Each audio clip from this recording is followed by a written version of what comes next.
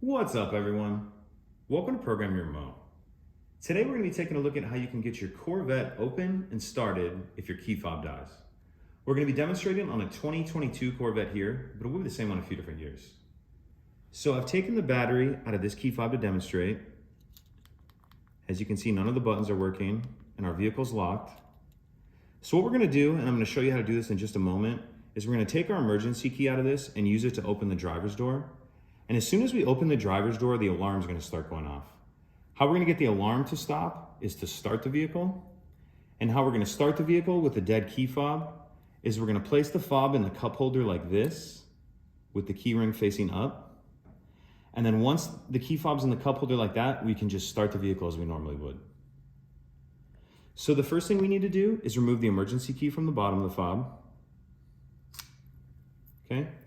Now we'll take the key and we're going to use it in the lock cylinder that's located in the air vent on the driver's side.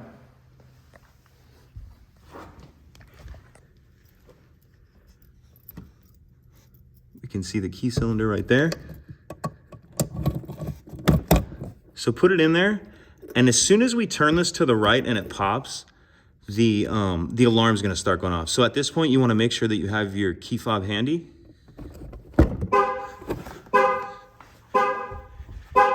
And we'll get in the vehicle. And you need to place your fob in there like that, and then start it as you normally would.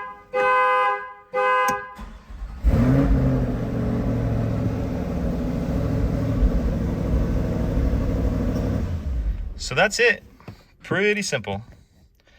If you have any questions, please let me know. If you could take a second to like and subscribe, it helps us out, and I'd appreciate it. Thank you.